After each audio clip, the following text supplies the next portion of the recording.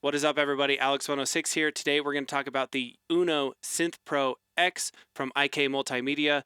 This is a badass little desktop synth. It's got 3 analog oscillators, 2 analog filters, 3 envelopes, 2 LFOs, a fully fledged effects section, modulation matrix, and a super powerful sequencer. So this isn't going to be a full-on tutorial or review. There are plenty of those out. I believe that this has been out for 4 or 5 months now. I'm just going to take you through some of the patches that I've made, show you the sounds, and kind of how I'm using it in my system. So the first thing I want to do is just show a drone and just kind of run through the different sections of the synth. So I'm just going to hold a note and press hold here. And now you can hear we've got 1 oscillator running, so I can go through the different waveforms. And I gotta select it first. So triangle wave, saw wave, back there, square wave, and then we can pulse width modulate that. So I'll go back to the saw here. We'll go to number 2, bring that up. You have 2 octaves of range. I wish you had a little bit more than that. But you know, for 3 oscillator synth, I feel like you could have a little bit more range on that, but it's still really nice. So we'll just go all the way up to 2 on that one. Sorry if that was a little loud. And now we've got this real nice big drone here. So into the filter section, we have 2 filters. Why is that cool, and why would you even want that, right? Well, for me, a lot of times I love having a high pass and a low pass filter, and it's nice for like breakdowns and dance music to be able to high pass even just the bass line and let the drums go. That is a cool effect. And then also for droney stuff, being able to do 2 filters in parallel is a really cool effect. So since we're starting out with the drone, I'm going to show that. So right now we've got it set up to be 2 low pass filters. So this is low pass filter and this is low pass filter. If I click this button right here, the first one will become a high pass filter. So we'll show some filter sweep here with the resonance. And then again, we've got the low pass filter here. And we can switch this from a 2-pole to a 4-pole. So here's a 4-pole sound versus the 2. And then again, the cool thing is if we run these in parallel for drones, we're basically now splitting that signal coming from the raw oscillators, and we're going into both filters separately, and then we're mixing back together. So now we get the full range on both filters. So if we take the low pass out, you can still hear that full range of the high pass side. And then if we filter that one all the way out, same thing with this low pass. So now when we mix those together, we get some nice sounds. So now what I'm going to do is I'm just going to route the LFOs to these filters. So I'm going to go to slot 1 on the matrix. This is already set up to filter 1 cutoff, so I'm going to go to amount. And I think I need to figure out that's LFO 1, so we're going to slow LFO 1 way down here. We're going to make it a triangle wave. And then we'll go to slot 2. And we'll say that one's on filter 1 cutoff. So now we'll just turn that one up.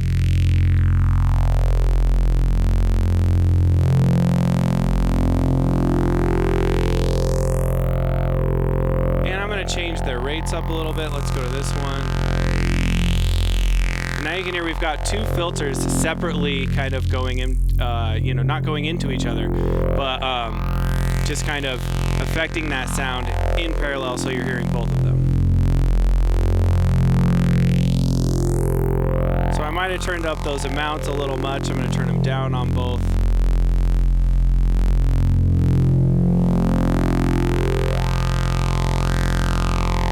Try to do a 4-pole there. And now we're going to add some effects. So to do effects, you just hit the button. This is a modulation effect. So to figure out what it is, you just hit shift and hit amount. And now you can decide what you want. So we're going to do a chorus. We'll turn up the amount. And this is a stereo synth, so as you can tell, I've got it plugged in stereo, and as soon as we turn that up, we just got this big, wide filter or chorus sound. So now I'm going to switch over to the delay, turn the delay up. Same thing, choose which one I want. I'm going to do a ping pong. And one nice thing is it's got basically a high-pass filter that's already set. I don't know what it's set, but you do have control over a low-pass filter here for that delay sound.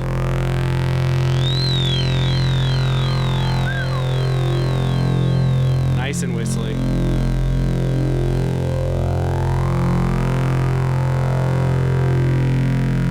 And now we've got the reverb. Turn that up. I believe I've got this set on a shimmer. Ooh, I was on a plate, but let's go to the shimmer. This is an octave up reverb. Same thing with the filter. It's already high passed a bit, but then you have control over the low pass.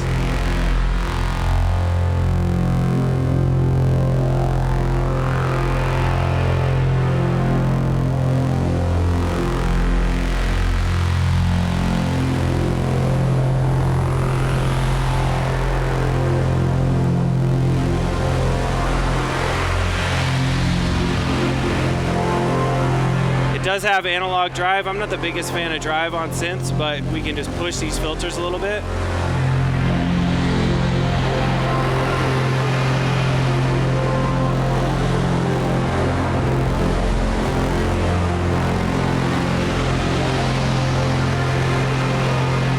And then one of the things I love about the effects here is that they are basically send amounts. So if you were to turn this down real quick, you still get all the tails of your reverb.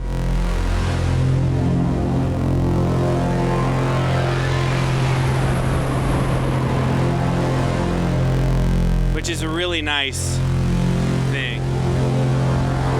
So we'll go into the delay here again. Let's turn up that feedback.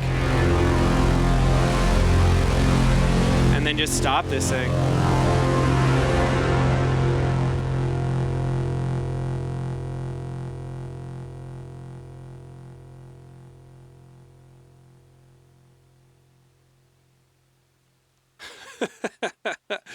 So there's a drone. I mean, as you can tell, just messing around with a drone here, you can get some huge sounds. And for that, like, I could just make an ambient bed there and just jam in that key on top of it. Maybe sing through some delay. Like, that would be my jam for a ambient performance. But you can just tell that this thing sounds pretty huge. Let me go through here and turn off all of my effects. That reverb, you could hear that was pretty noisy when I had it turned up, but I had the amount up like all the way with with the shimmer on and everything else. So that's completely understandable. But yeah, stereo sound, stereo effects, really cool, and just huge sounding. So now what we're going to do is we're going to go over to this sound here. This is more of a bassline kind of thing. And just to real quick show those effects again, with this shift mode, with the shift button, you can do just like throw the effects on real fast with mod amount, delay amount, or reverb amount. So like, for instance, with reverb amount. And I love that, like I said, it's a send, so I can just kiss it and bring it back, and we've got all those tails. That delay was probably a little much, you know, we can choose a different delay style. Just go to stereo here.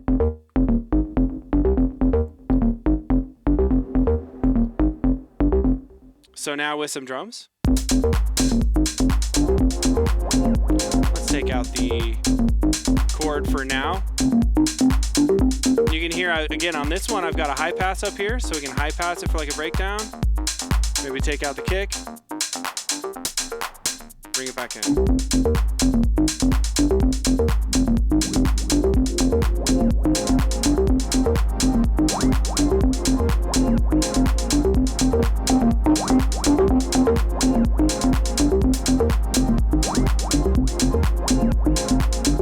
So it fits real nice in the mix here. And then again, we can just add those effects just super quick with the shift button.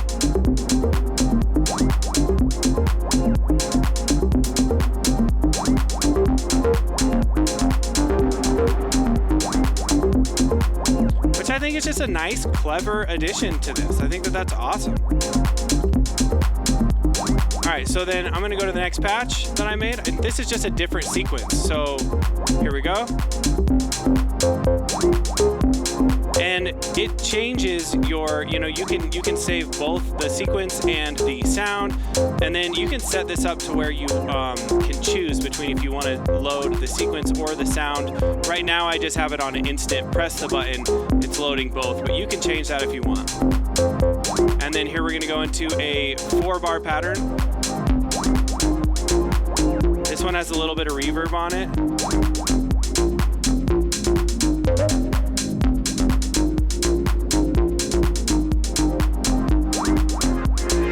Back. I missed it, but we'll go back to that other bass line here.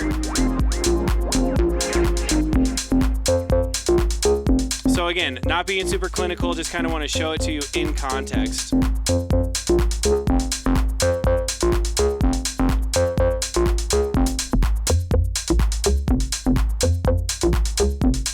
So I would say that if there's any complaints about the setup of the interface, I really do wish that I had both envelopes, or I had the ability to just link both envelopes. So what I mean by that is I have filter and amplitude envelope. Envelope 3, that's going to be for different modulation, and I'm not using that right now. I would use that for like pitch modulation most of the time if I wanted to have like some like laser-ish kind of intros to my sounds. That's what I usually use third envelopes for. But we're just talking about envelope 1 and 2, which are the filter and the amplitude envelopes.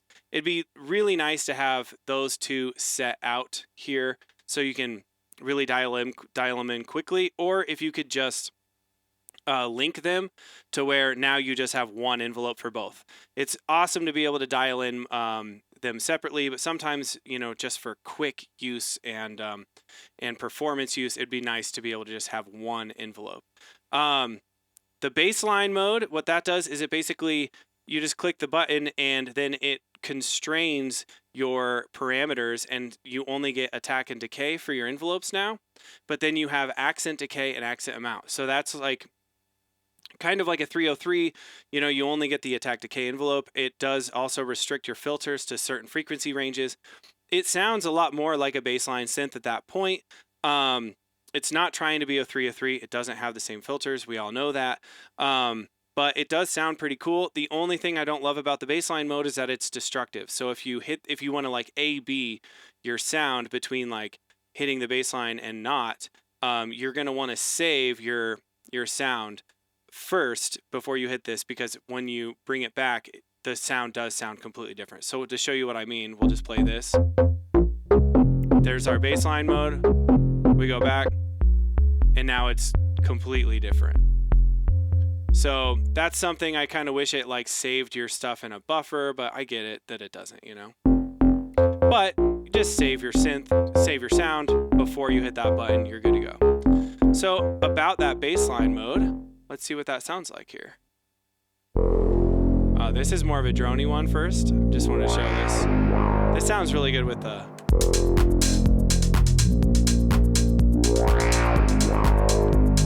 And now here comes our bassline. So I've got some slides and some ties in here to kind of just give you that more acid line sound. Add some drive.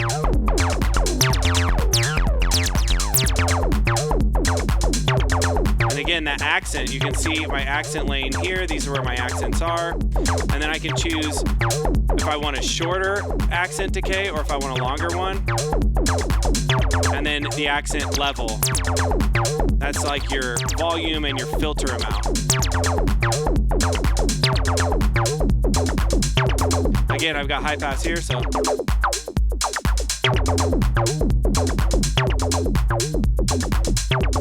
Turn that accent decay back down a little bit. I like more mellow accents here, personally. And then again, with the sounds, maybe a little bit much.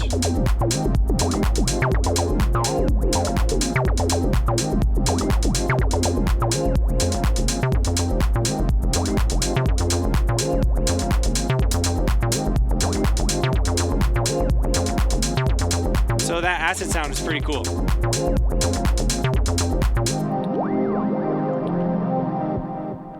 And yeah, so again, like, just think about how versatile we are so far. We've gone big drones, nice synthy bass lines, and now we've gotten into the more 303 style bass line. And then this number 6 here, what I'm going to do, this is more of a noise kind of like pitter patter, extra texture thing. So my oscillator levels, I have them all down, and I'm only using noise and filtering, and then this super powerful sequencer.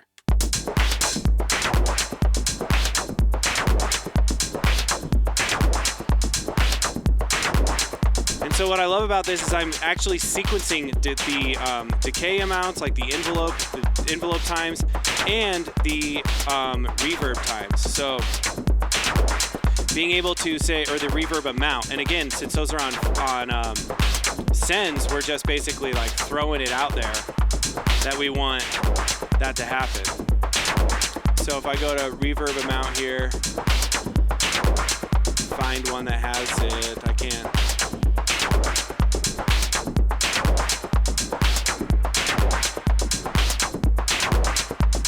Oh, I'm on the wrong thing here.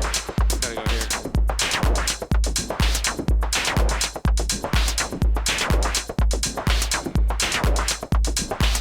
There we go. There's no reverb amount. We'll do some long, short decays here.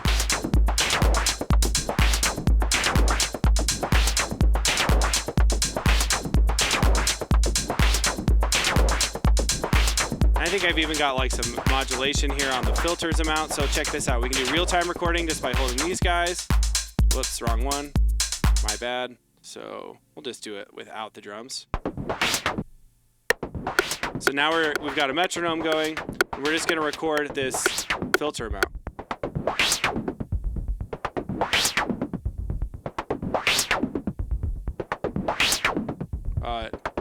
Stopped recording after a bar, my bad. There we go. So you can do real-time recording with your knobs.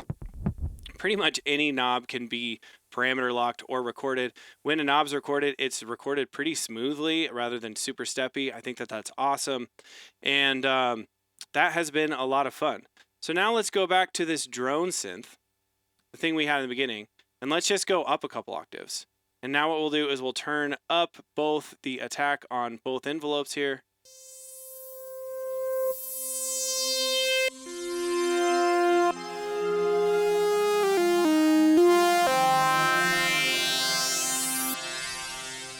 And we've got this really sweet spacey sound. I'm going to take the parallel mode off here.